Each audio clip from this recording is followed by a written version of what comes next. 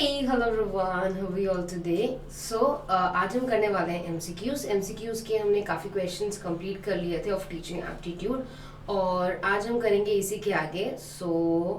Late me go to that particular slide जहाँ पर हमने लास्ट क्वेश्चन किया था. ओके, यहाँ से हम लोग स्टार्ट करने वाले हैं. एक और प्रॉब्लम मुझे समझ में आई जब मैं वीडियो गो थ्रू कर रही थी कि यहाँ पर क्वेश्चंस के नंबर्स नहीं है, तो अगर आपको डाउट भी होगा तो आपको पूरा क्वेश्चन मेंशन करना पड़ेगा in the comment section.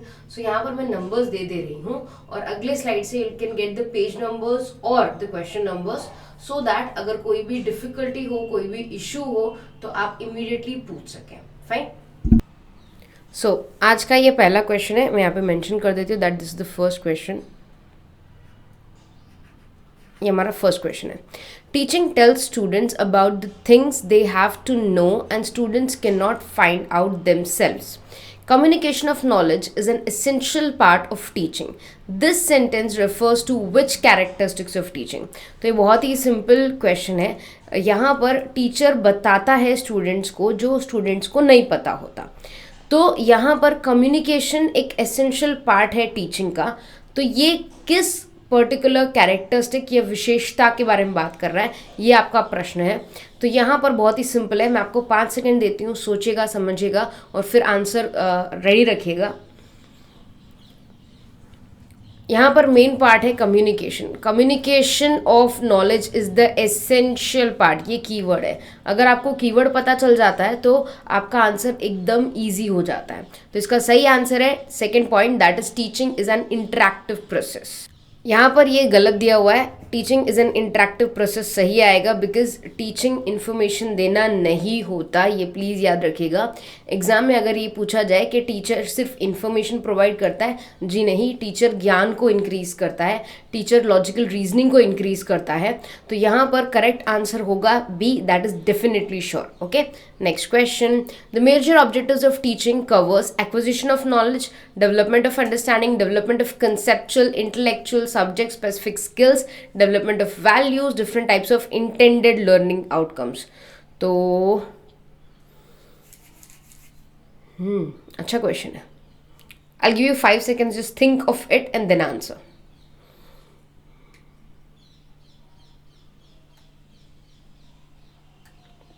Okay, the correct answer of this is all of the above, क्योंकि सारे पॉइंट्स ऐसे हैं जो टीचिंग से रिलेटेड हैं. टीचिंग में आप ये सारे काम करते हैं. आप डेवलपमेंट ऑफ अंडरस्टैंडिंग, कंसेप्ट्स को डेवलप करना, कैसा पढ़ा जाए, कैसे पढ़ाया जाए बच्चों को, ये सारी चीज़ें आती हैं. तो all these things are related to teaching. Next question. The major objective of education is, objective का मेजर ऑब्जेक्टिव ऑफ एजुकेशन क्या है? मतलब अगर हम किसी को शिक्षा प्रदान करते हैं तो उसका उद्देश्य क्या है, ये पूछा है. Reforming the society, making student discipline, developing inherent abilities, power of student, making student followers of teachers. बहुत ही सिंपल क्वेश्चन है.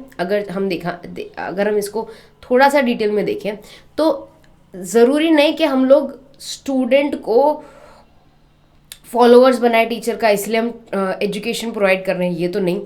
Develop inherent abilities and powers, जो एक स्टूडेंट के अंदर ऑलरेडी है, जो एक स्टूडेंट ऑलरेडी उसके अंदर जो स्किल है या जो कला है उसको इंक्रीज करना, ये हो सकता है. मेकिंग स्टूडेंट डिसिप्लिन नहीं, ये मेन ऑब्जेक्टिव नहीं होगा. रिफॉर्मेशन ऑफ द सोसाइटी, ये भी हो सकता है, बट आपको ऑप्शन नंबर ए और सी में से एक चूज करना पड़े तो सी ज़्यादा अप्रोप्रिएट रहेगा. ठीक है.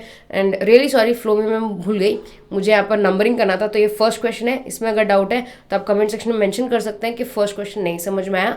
अब सेकेंड क्वेश्चन ये रहा आपका.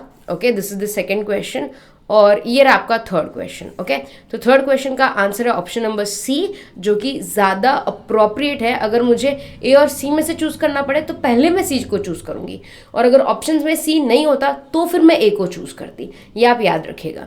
नेक्स्ट थर्ड क्वेश्चन था ना ये. अब ये है हमारा फोर्थ क्वेश्चन, तो मैं यहाँ पे नोट डाउन कर दे रही हूँ. A teachers most important challenge is, एक शिक्षक के लिए सबसे बड़ी चुनौती क्या हो सकती है, ये प्रश्न है. To prepare question paper, okay, to make students do their homework, to maintain discipline in the class, to make teaching and learning process enjoyable. बहुत ही सिंपल क्वेश्चन है, मुझे नहीं लगता आपको ज़रा भी इसमें दिक्कत आएगी आंसर करने में। इसका सही आंसर है to make teaching and learning enjoyable. क्यों? क्योंकि डिसिप्लिन करना ईजी है, आप बच्चे को पनिश कर सकते हो, क्लास से निकाल सकते हो, पेरेंट्स को कंप्लेन कर सकते हो, डिसिप्लिन करना भी आसान है, उनसे होमवर्क भी करवा सकते हो। बट टीचिंग के पूरे प्रोसेस को या लर्निंग के पूरे प्रोसेस को एन्जॉयबल बनाना थोड़ा डिफिकल्ट होता है, उसमें आपके एफर्ट्स लगते हैं। Okay, next question, question number 5 ये रहा हमारा। The main objective of teaching at higher education level. तो हम यहाँ पर हायर एजुकेशन की बात कर रहे हैं, बेसिकली रिफ्लेक्टिव लेवल टीचिंग या हेडागॉगी। तो अगर आपने रिफ्लेक्टिव लेवल टीचिंग या हेडागॉगी नहीं पढ़ा है, I request you to read those topics, because ये टॉपिक्स ऐसे हैं जो एग्जाम में आपसे पूछे जा सकते हैं, और ये क्वेश्चन कहीं ना कहीं उसी तरफ इशारा कर रहा है। To give new information, to prepare students for to pass examination, to develop the capacity to take decisions, to motivate students to ask questions during lecture. तो ये रहे आपके ऑप्शंस। आप 5 सेकेंड सोचिए आराम से, और फिर आप जैसे अपना आंसर तैयार रखेंगे मैं आपको बता दूंगी कि सही आंसर था कि गलत। अगर आपने रिफ्लेक्टिव लेवल टीचिंग पढ़ा हो या हेडागॉगी पढ़ा हो, तो उसमें एक प्रॉब्लम सॉल्विंग आपने सुना होगा कि हम यहाँ पे प्रॉब्लम को फॉर्मुलेट भी करते हैं और उसको सॉल्व भी करते हैं। तो इन चारों में से वो ऑप्शन चूज कीजिए जो उसके इर्द गिर्द हो या उसके सबसे ज़्यादा नज़दीक हो। ओके, तो correct answer option number C, to develop the capacity to take decisions आप तभी ले पाते हो जब आप प्रॉब्लम को सॉल्व कर पाते हो, आपकी इतना कॉग्निटिव डेवलपमेंट हो जाता है, आपको इतना कॉन्फिडेंस आ जाता है खुद पे। ठीक है, so that is the right answer, option number C is the right answer. ये हो गया क्वेश्चन नंबर 5। क्वेश्चन नंबर 6 कर लेते हैं फटाफट।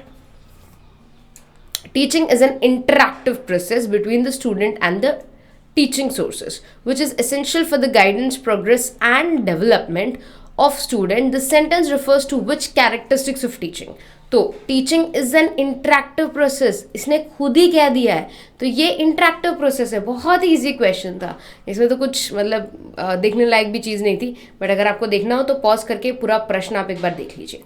Question number 7, okay I think 7 ही था, हाँ। Knowledge must be linked with real life usage. This sentence refers to which principle of teaching? Principle मतलब शिक्षण के सिद्धांत।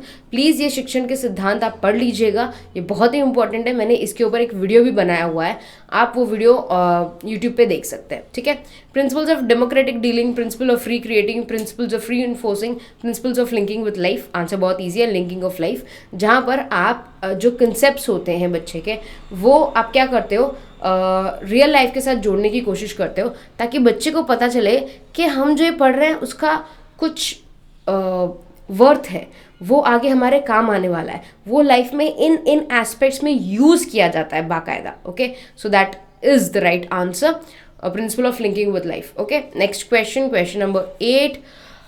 विच of these is the characteristics of teaching? इनमें से कौन सा कैरेक्टरिस्टिक्स ऑफ टीचिंग है? सिस्टम ऑफ एक्शन, हाँ। प्रोफेशनल एक्टिविटी, जी। Subject of analysis and assessment, हाँ। इंटरेक्टिव प्रोसेस, हाँ। स्पेशलाइज्ड टास्क, हाँ। ओनली एन आर्ट, नहीं। आर्ट और साइंस, अगर हम इस तरह से भी आंसर करते हैं इस टाइप के क्वेश्चंस में, कोडेड वाले क्वेश्चंस में या असर्टेशन रीजनिंग वाले क्वेश्चन में, एक बहुत ही सिंपल मैं आपको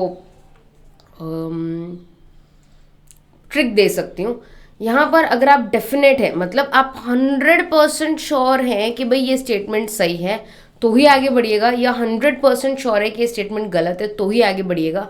अगर आपको ऐसा लगता है कि 50-50 हो भी सकता है, नहीं हो भी सकता है, उसके बेसिस पे आप अपना आंसर फॉर्मुलेट मत कीजिएगा, क्योंकि उसमें से आंसर गलत होने के चांसेस बहुत ज़्यादा होते हैं। Okay, so the correct answer is 1 2 3 4 5, option A सही आएगा आपका। Okay, so 9th question, most important task in teaching is?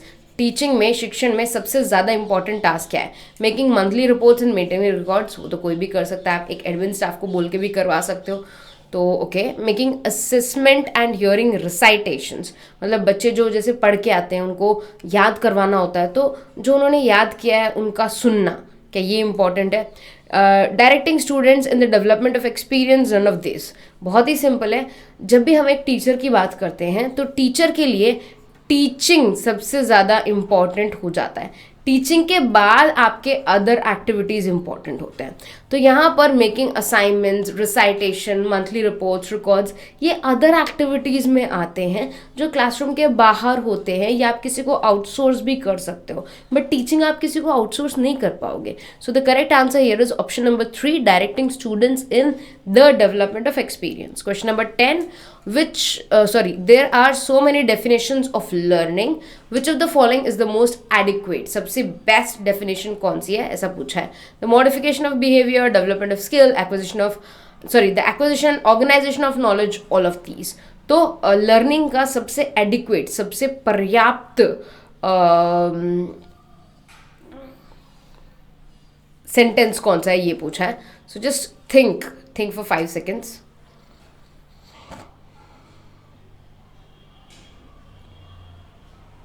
Okay, the correct answer is modification of behaviour. क्यों? क्योंकि डेवलपमेंट ऑफ स्किल्स ट्रेनिंग में होता है, अगर आपको याद हो तो. और ये क्वेश्चन नंबर 10 था. Acquisition and organisation of knowledge, वो तो आप एक लाइब्रेरी में भी कर सकते हो. अगर बुक्स इकट्ठा करोगे तो आपको नॉलेज एक्वायर हो ही जाएगी. बट यहाँ पर अपने बिहेवियर को मॉडिफाई करना, खुद को चेंज करना, हाँ ये कंडीशनिंग के तौर पे भी जाता है, मैं अग्री करती हूँ. बट इन सब में से मोस्ट अप्रोप्रिएट क्वेश्चन या मोस्ट अप्रोप्रिएट आंसर यही था. फाइन. सो आज हमने 10 क्वेश्चन कर लिए, कल हम और 10 क्वेश्चन करेंगे. So make sure you subscribe to this channel for daily updates.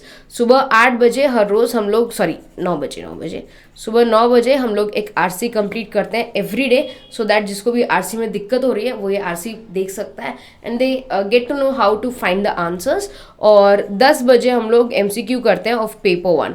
तो अगर आप पेपर 1 के एमसीक्यूज ढूंढ रहे हैं या पीवाईक्यूज ढूंढ रहे हैं तो हर रोज़ हम लोग ये करते हैं. Fine. So that's it for today. Take good care of yourself. Study hard everyone. Bye.